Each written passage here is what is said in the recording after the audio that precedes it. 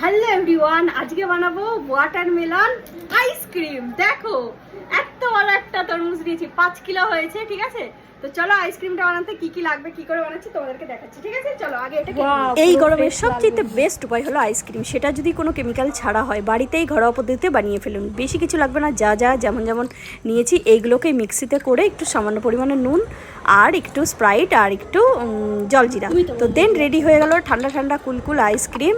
এটা খেলে কোনো শরীরের কোনো সাইড এফেক্ট হবে না, কোনো কেমিক্যাল ফ্রি। এটা শুধুমাত্র ফলের নির্যাস দিয়ে তৈরি। এই ঠান্ডার মধ্যে এরকম রেসিপি ট্রাই করাই যায়। আর তোমাদের যদি ভালো লাগে প্লিজ প্লিজ কমেন্ট করে জানিও আর সাবস্ক্রাইব করো। আর আমরা তো খুব খুশি। এবার রিভিউটা দেবো। সাকসেসফুলি হলো এই যে আইসক্রিম। এদিকে আসে তো পাপা, এটা তোলো, এটা আলতো করে। মাম্মা পারবি? আয় আয় আয় করে চাপ দিবা না। ওয়াও, এই যে ওদেরকে এবার দেবো না। ভালো লাগছে, খাও। ভালো হয়েছে মা, ভালো হয়েছে।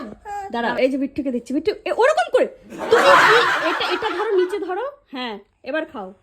কেমন হয়েছে বাপা? ওয়াও ওয়াও, খাও।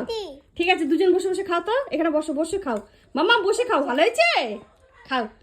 বাবা হেভি হয়েছে না? বিট্টু কেমন হয়েছে বাপা? ভালো। খাও, বসো বসো বসো বসো।